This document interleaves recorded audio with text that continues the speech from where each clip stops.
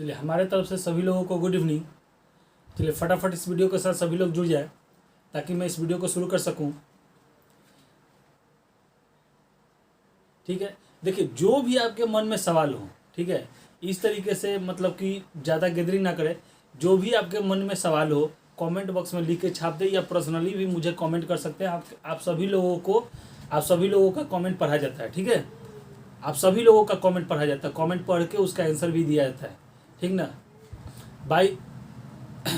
चलिए ठीक है। हाँ, और एक चीज़ और है कि जो भी भाई बंधु इस वीडियो के साथ जुड़े हैं वो थोड़ा कोशिश करें कि और भी लोग इस वीडियो के साथ जुड़े। ठीक है, क्योंकि अब ये प्लेटफॉर्म बहुत पुराना होने मतलब कुछ पुराना होने जा रहा है। ठीक है, तो अब थोड़ा व्यूअर बढ़ना चाहिए और मतलब आप लोग से अपने पास इस बात को समझ रहे होंगे कि एक वीडियो बनाने में कितना मेहनत लगता है। आप लोगों के लिए इस तरीके से मतलब कि जो भी हाई लेवल तक का सवाल होता है उस सब का भी पैटर्न एक नोट्स टाइप का बना के आपके पास लेके आता हूँ। ठीक है, तो बहुत ज़्यादा मेहनत लगता है। थोड़ा इस मेहनत को देखते हुए आप लोग भी अपना प्यार दिखाएं। ठीक है, तो चलिए ज़्यादा नहीं, मैं एक चीज़ बताना चाहूँगा कि मैं आप लोगों के लिए जितना मेहनत कर रहा हूँ तो थोड़ा बहुत आप लोग भी मेरे लिए मेहनत करें। थोड़ा सा इस चैनल को लाइक करें, सब्सक्राइब करें, कमेंट भी करें, शेयर भी करें और अपने भाई बंधुओं को, बहुत सारे भाई बंधु जो भी हैं सब लोग को इस वीडियो के साथ जोड़ें। ठीक है, तो चलिए हमने क्या बताया कि आप लोगों को मैंने स्थान पढ़ा दिया था। ठीक है, आज मैं आप लोगों को इसकी विशेषता पढ़ाऊंगा और विशेषता में आप पॉइंट बाय पॉइंट आप लिखते चलेंगे। ठीक है, सबसे पहला कि पूछता है कि सिंधु सभ्यता कैसी थी, तो आप पहला स्थान ही लिखेंगे कि यह कैसी थी। तो आपको एक सेकंड, यह कैसी थी? नगरीय थी। स्टार बना बना के लिख लेंगे। नगरीय यानी कि नगरीय का मतलब क्या होता है? शहरी। कैसी थी? नगरीय सभ्यता थी। नगरीय सभ्यता थी। ठीक है, मतलब कि शहरी थी, नगरीय थी। क्यों? क्योंकि आपको मैंने समझा दिया था कि एक प्रॉपर ढंग से नाला क्या था, ढका हुआ था। रास्ते जो थे, हाँ अगला स्टार बना के लिख लिए कि सड़कें जो थे, सड़कें, ठीक है, सड़कें सीधे एवं एक दूसरे को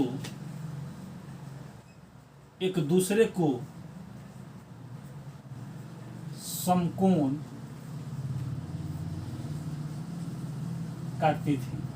ठीक है, एक दूसरे को क्या करती थी? समकोण काटती थी। ठीक है, इस चीज में एक और याद रखिएगा, उस समय के लोग इतना डेवलपमेंट थे कि वो जानते थे कि सड़क को कोई साफ नहीं करेगा, इसलिए इस समय सड़कें, ठीक है, पूरब से पश्चिम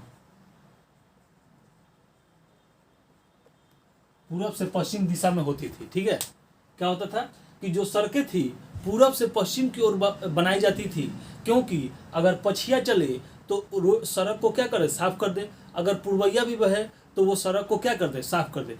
इस व्यू से उस समय की सड़कें पूरब से पश्चिम की ओर बनाई जाती थी, यह सीधी होती थी और एक दूसरे को जहां भी अगर काटना होता था तो वो क्या करती थी? समकोण काटती थी। ठीक है, चलिए अगला हम लोग देखते हैं। नालियाँ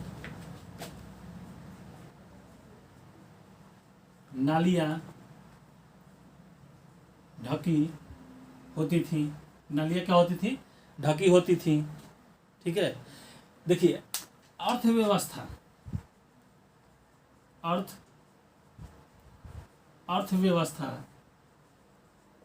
की मुख्य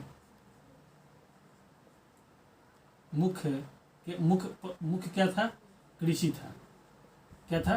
कृषि एवं व्यापार भी लिख लें। कृषि और व्यापार था, क्योंकि लोथल में उस समय क्या होता था? व्यापार होना चालू हो गया था। ठीक है, व्यवस्था। ठीक है, अगला चलें। ठीक है, कैसी थी अर्थव्यवस्था? इस समय व्यापार भी होता था। ठीक है, विदेशों से ऐसे लिखें। ठीक है, व्यापार कहाँ से होगा? विदेशों से होगा। ठीक है, इस समय समाज कैसा था? समाज कैसा था? मातृ प्रधान था, मातृत्वात्मक था। ठीक है, तो ये सब सवाल आपसे पूछता भी है। ठीक है, ये नाला वाला तो कम पूछेगा, लेकिन ये पूछता है, ये पूछता है और ये पूछता है। 3 आप एकदम इंपॉर्टेंट चीज याद रखेंगे। ठीक है, हाँ एक चीज और पूछती है कि यहाँ की लिपि कैसी थी? यहाँ की लिपि, सिंधु घाटी सभ्यता की लिपि कैसी थी? तो भाव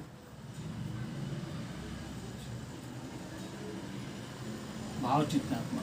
ठीक है, यानी कि भाव के द्वारा, जैसे कि कुछ ऐसे मैंने आपको फिगर में बताया था कि फिगर के द्वारा मतलब कि बना के इसको बताया गया है, जिसके कारण इसे पढ़ा नहीं गया।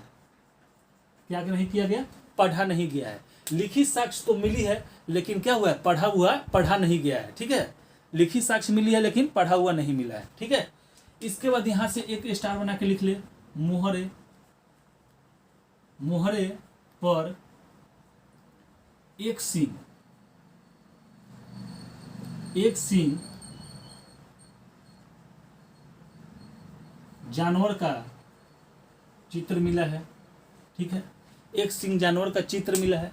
और ये मतलब कि ये क्या होता था, आगे पढ़ेंगे। देखिए ये हो गया। और इसके साथ एक चीज लिख लीजिएगा, हमेशा पूछता है वो कि कहीं भी गाय का चित्र नहीं मिला। ठीक है, मतलब कि सिंधु सभ्यता में कहीं भी गाय का जिक्र क्या है? नहीं है, इसीलिए कहीं भी उसका चित्र क्या नहीं मिला है। ठीक है, अब देखिए माप तौल एक लिख लीजिए, माप तौल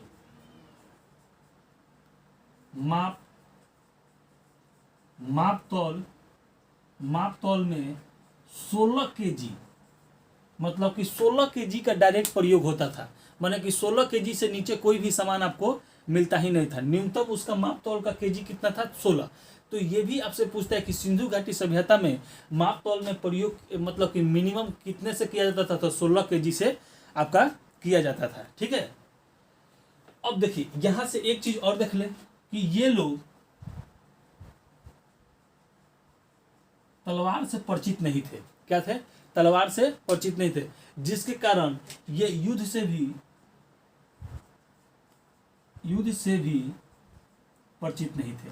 तलवार और युद्ध दोनों से भी क्या थे?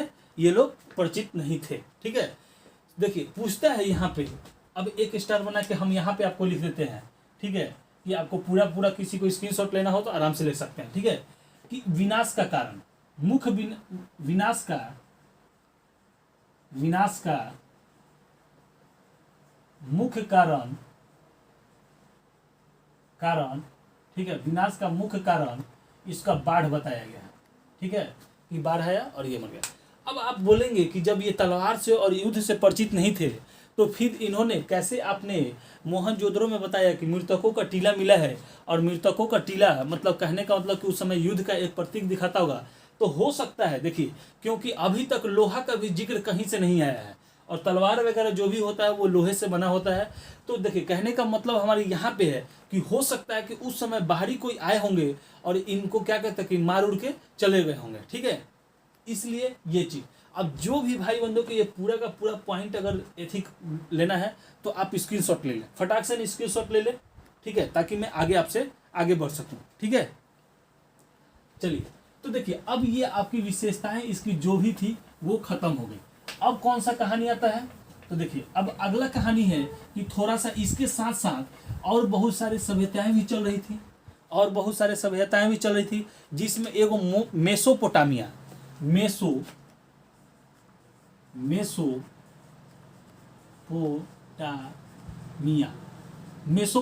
था। ठीक है, मेसोपोटामिया 10,000 ईसा पूर्व पहले का था। कितना? 10,000 ईसा पूर्व से था। ठीक है, देखिए इसका विकास अभी फिलहाल में, देखिए अभी कहाँ पे है? तो इराक में है। ठीक है, ऐसे कर ले इसका। ठीक है, स्टार बना के कि विकास जो है इराक में। कहाँ? इराक में। ठीक है, आपसे पूछता है कि इराक में है ठीक है। और इसकी दो नदियों के बीच में आपको हमेशा पूछते हैं कि मेसोपोटामिया इराक के किन दो नदियों के बीच में विकसित हुआ है। ठीक है, ठीक है। तो यहां से लिख लेंगे, क्या क्या लिख लेंगे, टिग्रिस, टिग्रिस। और आज के डेट में इन दोनों का नाम चेंज भी हो चुका है, ये आप ध्यान में रखेंगे। इन दोनों का नाम भी क्या हुआ है, चेंज हो गया है। यूफेट्रस, ठीक है। इन दो नदियों के बीच में ही इनका क्या हुआ है, विकास हुआ है। ठीक है। और इन दो नदियों का नाम जो है दलजा और फरात, दलजा और फरात, दलजा और फरात, इन दोनों का नाम क्या है, दलजा एवं फरात है। ठीक है। देखिए, मेसोपोटामिया का विकास इराक में हुआ है, किन दो नदियों के बीच में हुआ है, यही सवाल आपसे पूछता है। फिलहाल में इनका नाम क्या है, ये बहुत कम पूछता है, लेकिन आपको ये दो नाम आपको हमेशा याद रखना पड़ेगा। ठीक है। यहाँ की भूमि कैसी थी, तो बहुत उपजाऊ थी। क्या थी, बहुत उपजाऊ, ऐसे लिखिए, उपजाऊ थी। ठीक है। कैसी थी, बहुत उपजाऊ थी। ठीक है। जिसके कारण इसको हम लोग क्या कह सकते हैं कि ये सभ्यता कैसी थी, ग्रामीण सभ्यता थी। किस तरीके से थी, तो यह मेसोपोटामिया जो थी परिपूर्ण रूप से ग्रामीण सभ्यता थी। ठीक है। क्या थी, ग्रामीण सभ्यता थी। इसका अर्थव्यवस्था का मुख्य कारण, अर्थव्यवस्था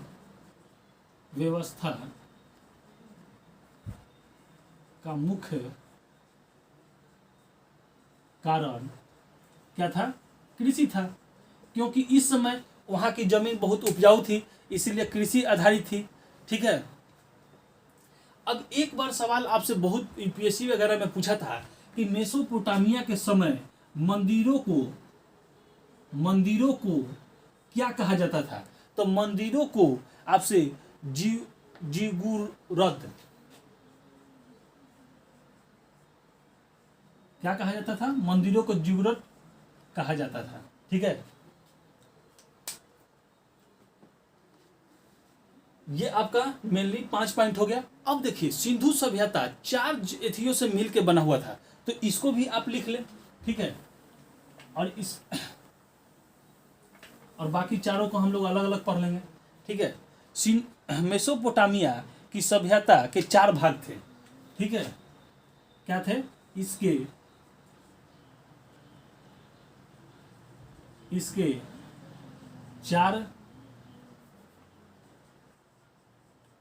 4 भाग थे। ठीक है। पहला भाग देखिए, आराम से पढ़ते चले गए। सोमेरियन,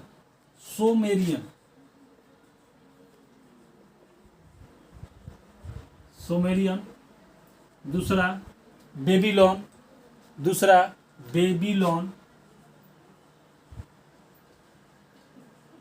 बेबीलोन, तीसरा आपसे हो गया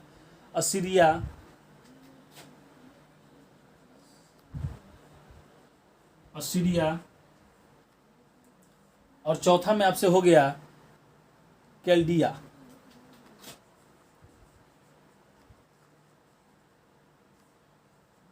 ठीक है। ये चारों आपको मिलके आपसे पूछता है कि मेसोपोटामिया सभ्यता कितने भागों से मिलके बनी है, तो आपको ये 4 भागों से मिलके बनी है। इन चारों में सबसे इंपॉर्टेंट चीज क्या है, बेबीलोन है। इन चारों में से सबसे इंपॉर्टेंट कौन सा है, बेबीलोन है। ठीक है। क्योंकि आपको बेबीलोन आगे चल के सिकंदर वगैरह के बारे में पढ़ना है। और सबसे इंपॉर्टेंट चीज यहां से एक लिख ले कि झूलता हुआ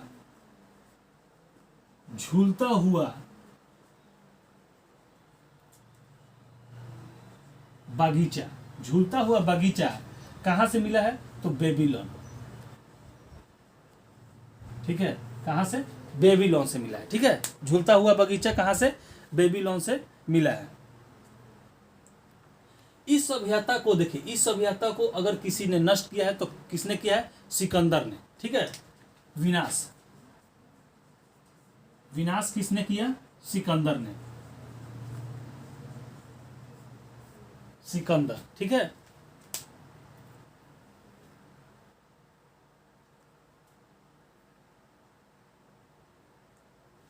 ठीक है, विनाश किसने किया? अगर देखिए एक ये तो कहानी आपको अच्छे तरीके से समझ में आ गई होगी।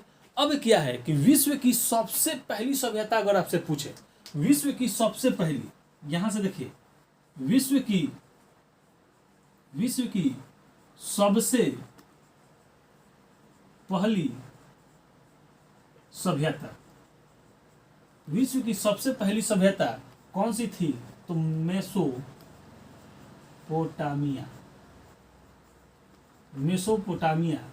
मेसोपोटामिया सभ्यता आपकी थी।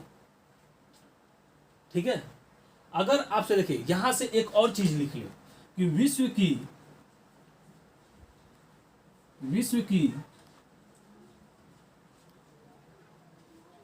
पहली सबसे पहली सभ्यता कौन? मेसोपोटामिया। विश्व की पहली शहरी, नगरीय लिख लो, नगरीय सभ्यता कौन सी थी? तो सिंधु। ठीक है, सिंधु। अब आपसे यहाँ पे कंफ्यूजन दूर हो गया होगा। अगर आपसे सवाल पूछे कि विश्व की सबसे पहली सभ्यता कौन सी थी? तो मेसोपोटामिया थी। अगर आपसे पूछे कि अगर विश्व की सबसे पहली नगरीय यानी कि शहरीय सभ्यता कौन सी थी? तो सिंधु सभ्यता थी। ठीक है, तो क्वेश्चन अब आपसे कोई भी सवाल पूछे आप बना सकते हैं कि अगर आपसे पूछे कि मेसोपोटामिया आज के समय में किस देश में है? तो इराक में है। किन दो नदियों के बीच में है? तो आप आराम से बता सके। कितने भागों से मिलकर बना है? तो 4 भागों से मिलकर। मेसोपोटामिया किस तरीके के, मतलब कि मुख्य रूप से उनका क्या अर्थव्यवस्था थी? तो कृषि थी। वहाँ की जमीन बहुत उपजाऊ थी, जिसके कारण वहाँ के लोग सबसे ज़्यादा क्या करते थे? कृषि करते थे। वहाँ की सभ्यता कैसी थी? तो ग्रामीण सभ्यता थी। कितने भागों से मिलकर बना है? तो 4 भागों से मिलकर बना है। सबसे पहला मेसोपोटामिया झूलता हुआ बगीचा कहाँ पे है? तो बेबीलोन, जो कि मेसोपोटामिया सभ्यता से है। मेसोपोटामिया सभ्यता को नष्ट करने वाला कौन सा है? तो सिकंदर। विश्व के पहला सभ्यता कौन सा है? तो आपको मेसोपोटामिया। विश्व का पहला नगरीय सभ्यता कौन सा है? तो वो आपको सिंधु सभ्यता है। इस तरीके से अगर आप रिपीटेशन करके पढ़ते हैं तो आपको सारा कहानी आपको समझ में आ जाएगा। ठीक है, तो चलिए अब हम लोग अगला टॉपिक जो है, अगला टॉपिक अब हम लोग वीडियो में कल देखेंगे, जो कि मिस्र की सभ्यता है। ठीक है, अगला हम कौन सा पढ़ेंगे? मिस्र की सभ्यता। तो एक बार क्यों ना इस चीज को हम लोग रिकॉल कर ले, जो कि पीछे से हम लोग पढ़ के आए हैं। ठीक है, तो चलिए फटाफट हम लोग पढ़ना चालू कर देते हैं। ठीक है, देखिए जो मैं सवाल आपसे पूछूंगा वो बताइएगा। जैसे कि हम लोग पीछे वीडियो में पढ़े थे कि सिंधु सभ्यता की विशेषता, तो सिंधु सभ्यता की विशेषता में सबसे प्रथम मैंने आपको लिखवाया था कि यह कैसी सभ्यता थी? तो नगरीय या शहरीय सभ्यता थी। इसका मुख्य कारण क्या था? तो कृषि और व्यापार था। यहाँ पे कौन से विदेशी मतलब मुहावरे मिले हैं? किस देश के? तो फारस के मिले हैं। ठीक है, और इसकी सड़कें कैसे थी? तो इसकी सड़कें सीधी थी और एक दूसरे को समकोण काटती थी। इनकी सड़कों की दिशा किधर थी? तो पूरब से पश्चिम की ओर थी।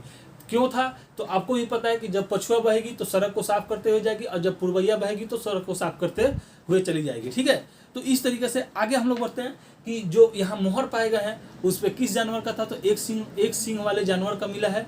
किस जानवर का नहीं मिला है? तो गाय का कहीं भी अभी तक चर्चा नहीं मिला है, और गाय का कहीं भी चित्र आपको नहीं मिला है। ठीक है, अब देखिए इस सिंधु सभ्यता के विनाश होने का मुख्य कारण क्या बताया गया? 12 बताया गया। यहाँ की न्यूनतम मापतौल का जो बताया गया है क्वांटिटी, वो कितना है? तो 16 kg है। ठीक है, 16 kg है। ठीक है, ये लोग क्या सिंधु सभ्यता के लोग क्या थी? तलवार से युद्ध से परिचित थे? तो नहीं थे। ठीक है, आगे बढ़िए। चलिए अब फटाफट मैं एक चीज़ और पूछ लेता हूँ आप लोग से कि जो भी मैंने स्थल लिखवाया है, ठीक है, जो भी 10 या 11 मैंने स्थल के बारे में बताया है, तो सबसे पहले हम लोग पढ़ रहे थे रंगपुर, जो कि रिसेंट का है इसीलिए। तो रंगपुर से तो आपको याद होना चाहिए कि एक ही 2 पॉइंट है जो कि आपको याद करना है। तो रंगपुर कहाँ है? फिलहाल में कहाँ है? तो गुजरात में है। और यहाँ से किस चीज़ की साक्ष्य मिली है? तो धान की भूसी की साक्ष्य मिली है, जिससे हमको पता चलता है कि इस समय के लोग धान की खेती करना शुरू कर दिए थे। ठीक है, इसके बाद सिंधु सभ्यता की सबसे बड़ा स्थल कौन सा है? तो धोलावीरा है। और सिंधु सभ्यता की सबसे बड़ी शहर कौन सी है? तो मोहनजोदड़ो है। और भारत में सिंधु सभ्यता की सबसे बड़ी स्थल कौन सा है? तो वो आपका राखीगढ़ है, जो कि हरियाणा में पाया जाता है। इसके बाद आपका लोथल है। तो लोथल से आपको गिन चुन के 6-7 सवाल हैं, जो कि पहला सवाल कि बंदरगाह किस स्थल से मिले हैं, तो आपको लोथल से मिले हैं। किस स्थल से विदेशी व्यापार होते थे, तो लोथल से होते थे। कौन से विदेशी देश यानी कि देश का मतलब कि मोहर मिला है, तो फारस का मिला है, ठीक है। हाथी के दांत कहाँ से मिले हैं, तो लोथल से मिले हैं। युगम संवर्धान कहाँ से मिले हैं, तो ये भी आपका लोथल से मिला है। सती प्रथा कहाँ से मिला है, तो ये भी आपका लोथल से मिला है। लोथल किस नदी पे है, तो भोगवा नदी पे है, ठीक है। सिंधु सभ्यता की कौन सा ऐसी स्थल है कि जो कि जिसकी दरवाजा है, मुख्य दरवाजा सड़क की ओर खुली रहती थी, तो ये आपकी लोथल है। इसके बाद आगे हम लोग बढ़ते हैं सुरकोटदा। सुरकोटदा से बस 2 क्वेश्चन याद रखिए कि सुरकोटदा से आपका क्या घोड़े के हड्डी के साक्ष्य मिला है और कलश सावधान मिला है, ठीक है, कलश सावधान मिला है। आगे हम लोग बढ़ते हैं धोलावीरा। तो धोलावीरा से यही चीज है कि सिंधु घाटी के सबसे बड़ा स्थल कौन सा है, धोलावीरा है। उसके आगे अगर हम लोग बढ़ते हैं तो कालीबांगा, ठीक है, कालीबांगा। तो कालीबांगा देखिए, कालीबांगा में मैंने आपसे लिखवाया था कि देखिए याद करने का सबसे तरीका कि कालीबांगा की खुदाई कौन, बीके थापर और बीबी लाल, ठीक है, 2 आदमी ने इसके मिलकर खुदाई की थी। और इसका सबसे बड़ा चीज क्या है कि यहाँ से मिट्टी का काले रंग की चूड़ी मिली है, जिसको उसको पकाने के बाद हम उसको क्या कहते हैं, टेराकोटा कहते हैं, ठीक है। आगे बढ़िए। अब यहाँ से देखिए जैसे कि अलंकृत ईंट भी मिली है, चूड़ी भी मिली है, ठीक है। आगे इसके बाद ये क्या है, कालीबांगा जो है सरस्वती नदी पे है। कालीबांगा कहाँ है, सरस्वती नदी, घग्गर नदी का ये, सरस्वती नदी का ये कहाँ, तो राजस्थान में, ठीक है। जोते हुए खेत के साक्ष्य यहीं से मिले हैं और हल का भी साक्ष्य कहाँ से मिला है, यहीं से मिला है, ठीक है। हवन कुंड भी क्या मिला है, कालीबांगा से ही मिला है। इसके बाद हम लोग आते हैं चनहुद्रो, नहीं बनवाली, ठीक है। इसके ऊपर हम लोग कौन से चलते हैं, बनवाली। तो बनवाली से आपको क्या कहता है, बनवाली। आपको लगे कि सब चीज़ क्या है, बना बनाया है, लेकिन यहीं से सबसे बना बनाया चीज़ कोई नहीं मिला है। सड़क भी मिली है, तो टेढ़ी मेढ़ी मिली है, नाले भी मिले हैं, वो बिना ढके हुए मिले हैं, ठीक है। और आपकी खुदाईकर्ता अगर पूछे तो रविंदर सिंह। चलिए आगे बढ़ते हैं। रोपन से क्या है, आपको याद करवाने का सबसे आसान तरीका होता था कि रोपन किस नदी पे है, तो सतलज नदी पे है। इसका खुदाई किसने किया था, यज्ञदत्त शर्मा ने किया था। किसने किया था, यज्ञदत्त शर्मा ने किया था, ठीक है। और ये किस नदी पे है, तो सतलज नदी पे है, सतलज नदी पे है। यहाँ से पालतू जानवरों को मनुष्य के साथ दफनाने का भी साक्ष्य मिला है, जो नौपाषाण काल में हम लोग ने देखा था कि बुर्ज होम मतलब कि जम्मू कश्मीर में ऐसा मतलब कि देखने को मिला है, ठीक है। तो ये तरीके से थी, आप कर ले। इसके बाद चनहुद्रो जो है, चनहुद्रो कहाँ पे, तो पाकिस्तान में जितना भी हुद्रो लगा है सब कहाँ, पाकिस्तान आप चले जाएं। तो चनहुद्रो की खुदाई 1931 में हुई थी। किसने किया था, तो गोपाल मजुमदार ने किया था, ठीक है। यहाँ से कौन कौन सी सामग्री मिली है, तो आपको जो भी मेकअप के सामान है वो सब चीज़ यहीं से आपको, महिलाओं के जो मेकअप के सामान है सब कुछ आपको यहीं से मिले हैं। शीशा, मनका, लिपस्टिक, अलंकृत ईंट, हाँ सबसे इम्पोर्टेंट बिल्ली का पीछा करता हुआ कुत्ते का भी साक्ष्य आपको चनहुद्रो से ही मिला है। मोहनजोदड़ो, तो मोहनजोदड़ो आइए, तो मोहनजोदड़ो का 1922 में खुदाई हुआ था, ठीक है। किसने किया था, तो राखलदास बनर्जी ने किया था, ठीक है। ये कौन सी नदी पे है, तो सिंधु नदी पे है। पाकिस्तान के लड़काना जिले में आपका ये है, ठीक है। इसके बाद यहाँ से कौन कौन से चीज़ मिले हैं, तो सबसे पहला पुरोहित आवास मिला है, घर में कुआं मिला है, सूती वस्त्र मिला है, ठीक है। विशाल स्नानागार मिला है, अन्नागार मिला है। इसके बाद क्या मिला है, कांस की एक नृत्य करती हुई मूर्ति मिला है, और शिव जी का मूर्ति भी मिला है यहाँ पे, पशुपतिनाथ का तांबे का ढेर भी मिला है, ठीक है। इसके बाद हड़प्पा आते हैं, तो हड़प्पा की खुदाई 1931 में हुई थी, ठीक है। राखलदास बनर्जी दयाराम साहनी ने किया था, ठीक है। तो इस तरीके से स्वास्तिक चिन्ह वगैरह भी कहाँ मिला है, तो हड़प्पा में मिला है। कब्रिस्तान मिला है, तो वो भी हड़प्पा में मिला है। RS-37 मिला है, ठीक है। उसके बाद आपको वहाँ से क्या मिला है, पुरोहित आवास नहीं बल्कि श्रमिक आवास मिला है, ठीक है। तो इस तरीके से एक पूरा का पूरा जितना भी हम लोग पढ़े थे पीछे का रिवीजन भी हो गया, और रिकॉल, यही आप रिकॉल हमेशा करते चलेंगे तो आपके दिमाग में एक कॉन्सेप्ट क्लियर हो जाएगा। आगे हम लोग कौन सा पढ़ेंगे, तो मिस्र सभ्यता पढ़ेंगे, ठीक है। तो इस वीडियो में जो भी हमारे साथ जुड़े हैं उन लोग को बहुत बहुत धन्यवाद।